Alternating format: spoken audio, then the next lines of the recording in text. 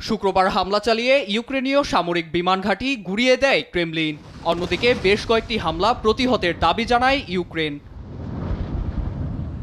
শেষ ৪৮ ঘণ্টায় রুশ বিমান বাহিনীর মুহুর্মুহু ক্ষেপণাস্ত্র হামলায় দোনেস্কের আরও অঞ্চল হাতছাড়া হয়েছে কিয়েভের। এই আগ্রাসনের ফলে সামরিক জ্বালানি অবকাঠামো সহ ড্রোন উৎপাদন কারখানা ও একটি মজুদাগারও হারিয়েছে ইউক্রেন। এসব হারিয়েও টিকে রয়েছে জেলেনস্কি বাহিনী। দেশটির সামরিক বাহিনীর প্রধান জানান, অন্তত ১০০টি জায়গায় রুশ সেনাদের সঙ্গে সম্মুখ যুদ্ধ চালিয়ে যাচ্ছে তারা।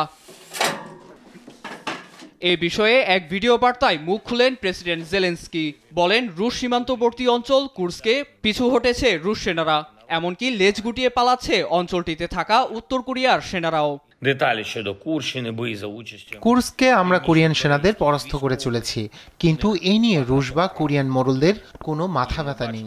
অঞ্চলটির অবস্থায় এতটাই নাজুক যে আমরা নিজেরাও সরেজমিনে সেখানে গিয়ে তাদের গ্রেপ্তার করতে পারছি না। বাঁচার জন্য নিজেরাই একে অন্যের প্রাণ নিচ্ছে। ন্যূনতম নিরাপত্তা ছাড়াই তাদের এখানে পাঠানো হয়েছে। এর মধ্যেই কিয়েভে বিদ্যুৎ সরবরাহ বন্ধের ঘোষণা দিলেন স্লোভাকিয়ার প্রধানমন্ত্রী রবার্ট ফিকো। আগামী জানুয়ারি মাস থেকে ক্রেমলিন থেকে কাঙ্ক্ষিত গ্যাস সরবরাহের চুক্তি বাতিলের ডাক আসে। এতে কিয়েভের প্রতি কঠোর হতে বাধ্য হন ফিকো।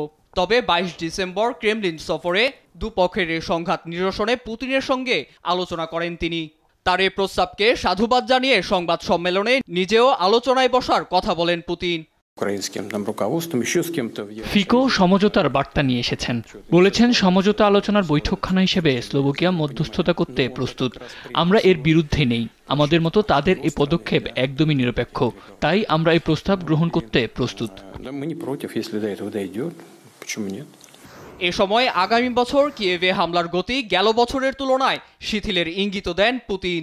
বলেন, এই সংঘাতের মূল চাবিকাঠি মস্কোর হাতেই। প্রয়োজনে অত্যাধুনিক ওরশনি ক্ষেপণাস্ত্র হামলা চালাতেও মস্কো প্রস্তুত বলে জানান তিনি। নীরব দাস, নিউজ ডেস্ক, দেশ টিভি।